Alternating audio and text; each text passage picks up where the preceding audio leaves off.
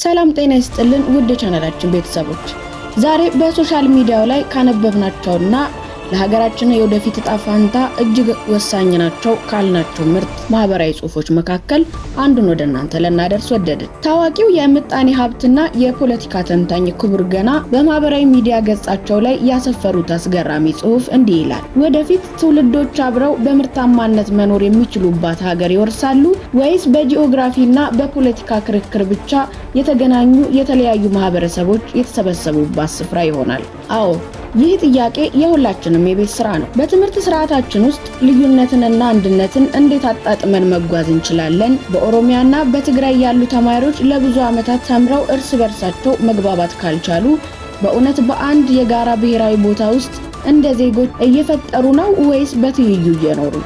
አርቲፊሻል ኢንተለጀንስ በበላይነት በነገሰባት የኢትዮጵያ የወደፊት ዕጣ ፈንታና ብሔራዊ ባህላችን ወዴት ያመራል? ከባንዲራና ከመፈክር ባለፈ እውነተኛ አንድነትን በተግባር እንዴት መገንባት እንደምንችል ክቡር ገና ያቀረቡትን ድንቅና ጥልቅ ትንተና በዛሬ ግሎባል አዲሳችን እንመለከታለን። ከመሸጋገሪያ በኋላ እንመለሳለን። እስከዛው ቻናሉን ሰብስክራይብ በማድረግ ቤተሰብ ሆነው ይጠብቁን።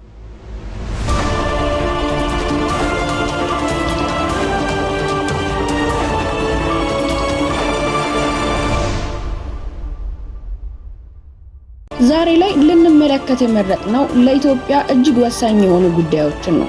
ትምህርት፣ ብሔራዊ አንድነትና የአርቲፊሻል ኢንተለጀንስ የወደፊት ተጽዕኖ። እነዚህ በፖሊሲ ደረጃ ብቻ የሚታዩ ክርክሮች አይደሉም። ወደፊት ትውልዶች አብረው በምርታማነት መኖር የሚችሉባት ሀገር ይወርሳሉ ወይስ በጂኦግራፊና በፖለቲካ ክርክር ብቻ የተገናኙ የተለያዩ ማህበረሰቦች የተሰበሰቡባት ስፍራ ይሆናል የሚለውን የሚወስኑ ጥያቄዎች ናቸው። ትምህርት የማንኛውም ሀገር ጸጥ ያለ መሰረታዊ አወቃቀር ነው። ትምህርት ቤቶች ተመራቂዎችን ብቻ አያፈሩም። ዜጎችን፣ ልምዶችን፣ ታማኝነቶችን፣ ፍላጎቶችንና ማህበራዊ ተስፋዎችን ይፈጥራሉ።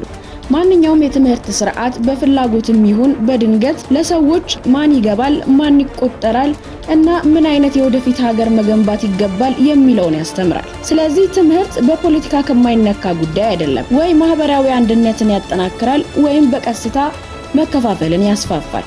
ለኢትዮጵያ ይህ ጥያቄ በተለይም አስቸኳይ ነው። ምክንያቱም ሀገሪቱ በአንድ ጊዜ ሁለት ተገቢ እውነታዎችን ለማመጣጠን እየሞከረች ነው። ልዩነትንና አንድነትን። ኢትዮጵያ ብዙ ቋንቋ፣ ብዙ ባህልና በታሪክ የተደራረበች ሀገር ናት። ይህ ልዩነት በራሱ ድክመት አይደለም።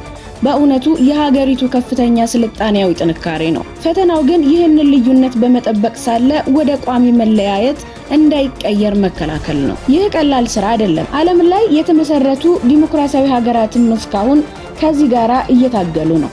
ካናዳ በእንግሊዘኛና በፈረንሳይኛ ተናጋሪ ማህበረሰቦች መካከል በቋንቋ በማንነትና በክልላዊ አባልነት ላይ አሁንም ይከራከራል። ህንድ በብዙ ቋንቋ፣ ሃይማኖትና ባህል መካከል ብሔራዊ አንድነትን ለመጠበቅ ለአስርተ ዓመታት ታግላለች። ደቡብ አፍሪካም ከአፓርታይድ በኋላ ብዙ ቋንቋዎችንና ባህሎችን እያከበረች የጋራ ብሔራዊ ማንነት እንዴት ማቋቋም እንደምትችል አሁንም ትታገላለች። ልዩነት በግጥም ውስጥ ቆንጆ ቢሆንም በመንግስታዊ አስተዳደር ውስጥ እጅግ ውስብስብ መሆኑ ይታያል። ኢትዮጵያም ተመሳሳይ ፈተና እየገጠማት ነው። ነገር ግን ይበልጥ ደካማ በሆኑ የኢኮኖሚና የፖለቲካ ሁኔታዎች ውስጥ የትምህርት ስርዓቱ ብሔራዊ መመዘኛዎችን ከክልላዊ ራስ አስተዳደር ጋር፣ ማዕከላዊ ፈተናዎችን ከአካባቢያዊ ትምህርት ጋር፣ ብሔራዊ ዜግነትን ከብሔርና ቋንቋ ማንነት ጋር ለማመጣጠን ይሞክራል። በሐሳብ ደረጃ ይህ ሚዛናዊና ዲሞክራሲያዊ ይመስላል። በተግባር ግን እርስ በርሳቸው ጥልቅ ግንኙነት የሌላቸው ተነጣጥለው የሚሰሩ የትምህርት ስርዓቶች ፌዴሬሽን ይመስላል። በ80 በላይ የአካባቢ ቋንቋዎች ትምህርት መስጠት በቀዳሚ የትምህርት ደረጃ በማስተማር ረገድ ትክክል ሊሆን ይችላል። የእናት ቋንቋ ትምህርትን የሚደግፉ ሰዎችም የባህል ክብርና የትምህርት ተደራሽነትን ማጉላታቸው ትክክል ነው። ልጆች በሚረዱት ቋንቋ ሲማሩ በተሻለ ሁኔታ ይማራሉ። ነገር ግን የትምህርት ከፍተኛ መከፋፈል በረጅም ጊዜ በሀገር ላይ የሚያመጣውን ተጽዕኖ ችላ ማለት አይቻልም። በኦሮሚያ ያለ ልጅና በትግራይ ያለ ሌላ ልጅ ለብዙ ዓመታት ትምህርት ተምረው እርስ በርሳቸው መግባባት ካልቻሉ በእውነት በአንድ የጋራ ብሔራዊ ቦታ ውስጥ እንደ ዜጎች አብረው እየፈጠሩ አይደሉም። በትብብር ሳይሆን በትይዩ እየኖሩ ነው።